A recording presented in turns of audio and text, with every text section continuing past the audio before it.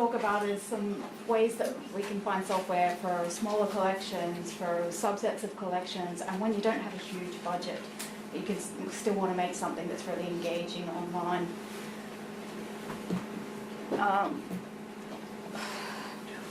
Which one are you going with? Yeah, no, We're I'm on just this being one. an idiot, that's Yeah. okay.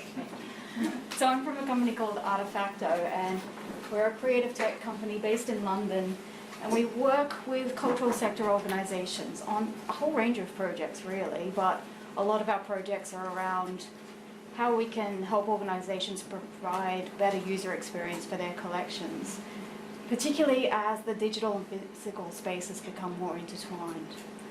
So a couple of our current projects are based around Omeka, so that's the software that I'm going to talk about mostly.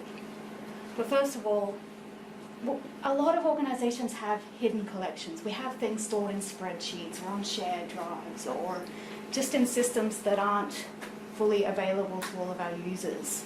So there's a lot of interesting things we can do with these materials. So it's the things that you don't necessarily think of as something that you're going to promote to users, but you can tell some interesting stories with them and provide new ways of engaging with users with collections by putting those out there in different ways. So the projects that we've been working with at the moment are with the Liberal Jewish Synagogue and with JFS Archives, and that's with Cindy Lee, who some of you may know from this network. And when I'm thinking about software to use when there's not a huge budget and for smaller organisations, we mostly prefer to use open source software. And there are a few different reasons for this. It's the other laptop. Yeah, it's... No, it's okay, I'm reading. Sorry. Oh, I'm sorry. That time I'm just cheating. Okay. And by open source software, what I mean by that is software that is available under an open license. So the main criteria for open source software is that you can access and edit the source code, and you don't have to pay an expensive licensing fee. So a lot of open source software is freely available, but that's not the main definition. And there may still be some costs with hosting or initial setup that you do have to factor in. Despite this, open source software is a way more affordable option when you're doing projects with smaller budgets. And it gives you a lot more ownership of it, the ability to do more with your data because you don't have those licensing restrictions and you're able to fully own your own project.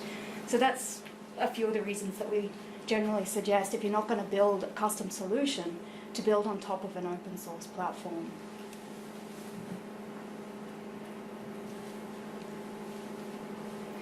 So the cultural sector and cultural heritage sector specifically have some really amazing open source tools available. These are some of them. A lot of them are quite specialist collections management tools though, so they're very heavy systems that have huge amounts of complex functionality. So when you're looking at just providing a way to put your digital collections online or your archives in new ways, they might just offer a bit too much functionality. But take Collective Access, for example. That's a collections management software. It's really interesting and impressive software if you're looking for something to manage a very complex workflow around your collections, including lending objects, for example. But if you're not looking for something, then something more lightweight like Omeka is going to be more suitable to your needs. So one of the things that we look at is not adding more functionality to the project than you need, because what that can do is add some barriers to your users and your staff actually being able to use that software, because it gets a bit complex and you start needing to have an advanced degree to be able to use the software, which isn't very helpful or encouraging. So Omeka's a lot more lightweight, but it's not necessarily going to be suitable for all projects because it doesn't have all of that functionality. So that's just one of the things you have to weigh up when you're choosing an open source tool to use. And I did want to talk a bit about our approach as well as the software before I start speaking about Omeka in more detail, and that's because it's kind of hard to separate it. We choose the software because of our approach, really. It's very intrinsically linked.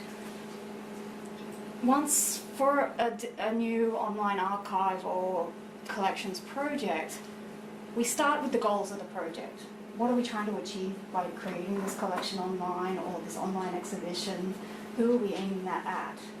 But once we've got those and a bit of a roadmap with our main features that we need, we try and move quickly to getting that in front of users and iterating. We want to get user feedback very early on in a project because we're developing it for users, so we want them involved in the design process. So that's why we use this process, and also why we choose the tools we do.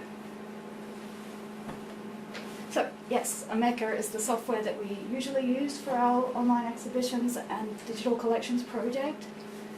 It's now called Omeka Classic because there's a few new versions available, but the base software is this one here, and it's now been around for 10 years, I think, this year.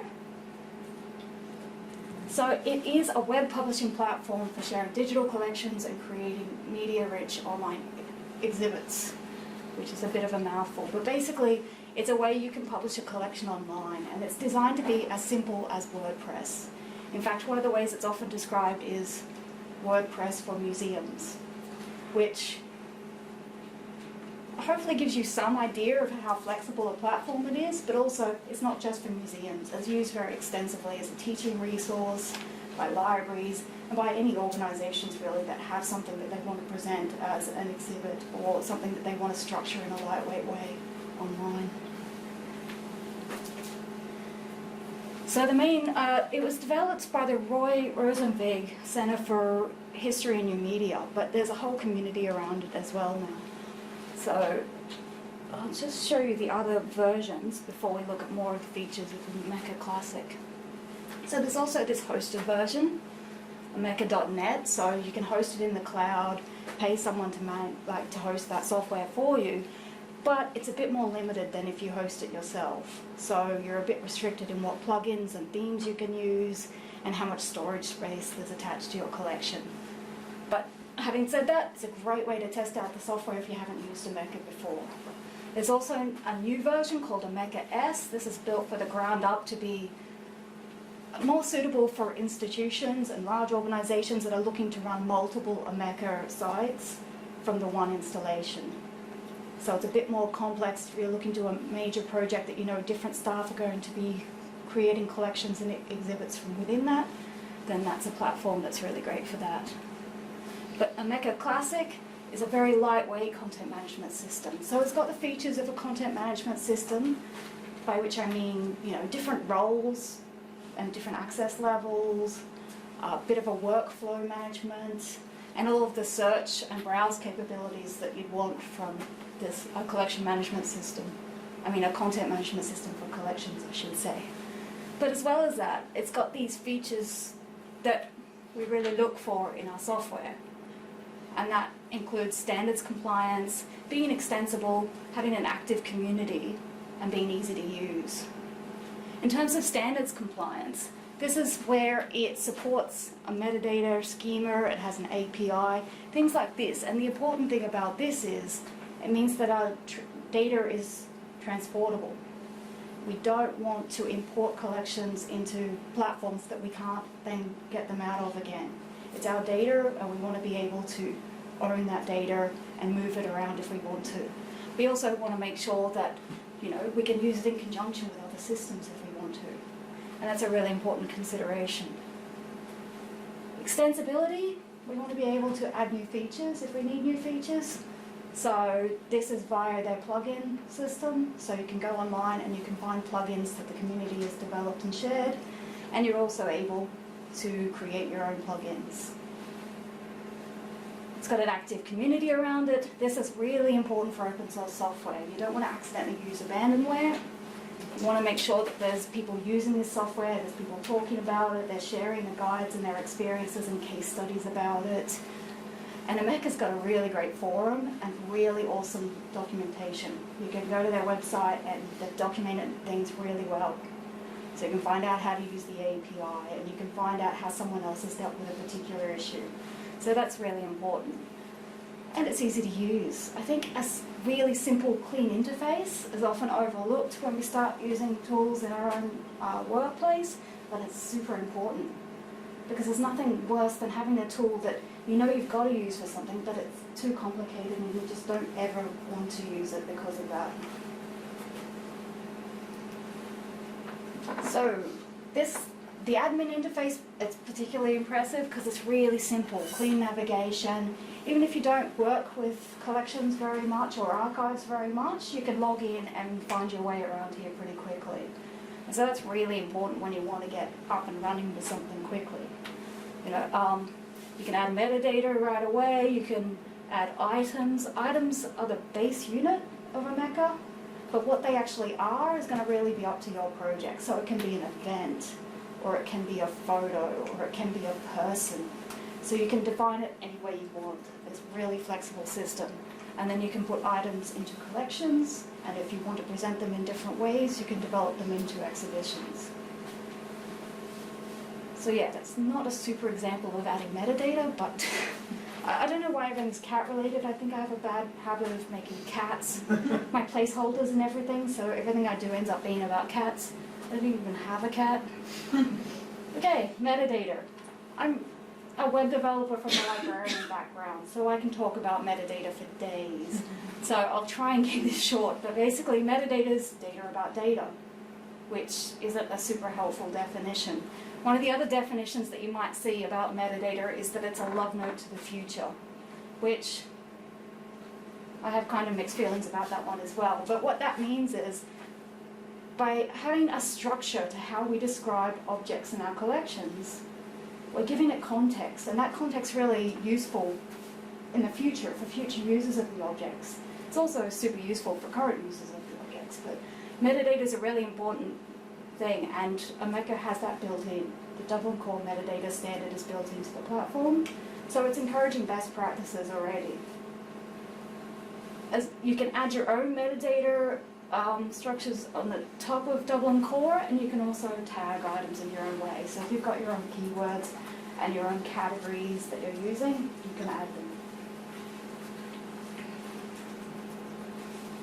So there's lots of themes out there for Omeka-based websites.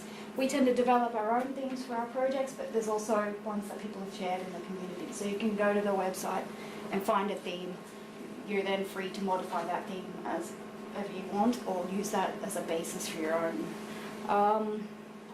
A lot of the themes, if not all of them, are developed to be responsive, so they work equally well on mobile devices, which is super important, as more of our users are going to be engaging with collections on mobile devices.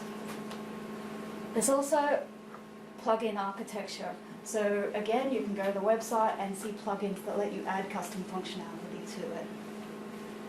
So some of the ones that we always use are Simple Vocab, lets you add a control of vocabulary. So if you have your own subjects or categories that you want to embed into your online collections or exhibits, you can do that really easily.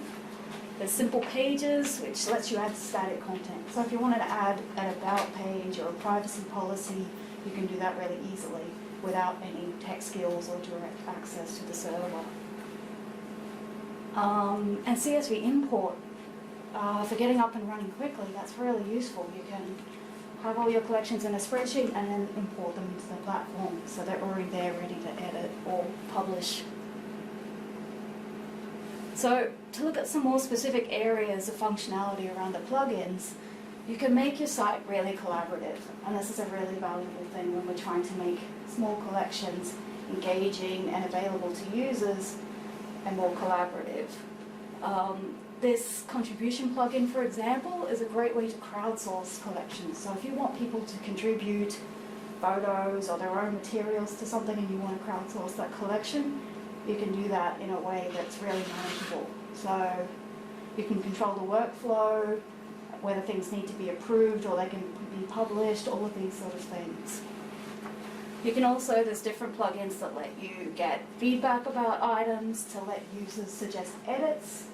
So, you know, if they've spotted something that's not correct in one of the records, they can suggest an edit and you'll get notified about that. Yeah, and they can add comments to items in collections as well. You can also do a lot to add narrative to your collections, and that's a really important way of engaging users. We need to add stories around our collections so people can engage with them. The Exhibit Builder is the main plugin that you can do to to add narrative text to your collection, so you can take different items and put them together and add some narrative text, and there's a lot of flexibility in how you then present that. This screenshot, I'm not sure if you can see that very clearly, but it's the Battersea Arts Centre archives. It's one of the case studies you can see on the Omeka website, and they've got some really cool exhibits that they've created with this exhibit builder. So if you want to see an example of how that's used by putting things together from different collections and then adding some text to tell stories about it, and that's a really good example. I've got the URL down here if you're interested in that. Okay, so in summary, even if Omeka software is not the right one for you, there's other platforms that you can use to try and achieve this, and ultimately the goal to make our collections available to users, even if the users are staff when you initially launch. But you can do a lot of things to make your data, to manage your data and collections, to crowdsource and collaborate, and to tell stories around them. And by using open source software, you know, we're standing on the shoulders of giants and not reinventing the wheel every time we need to do something. And I can't think of another cliche to add to make that three, but I really wish I could now. But, you know, we can do lots of good things. And so if you're thinking about that, I'm always happy to talk to people about new software that's out there. If you're looking for something that fits a particular need, let me know.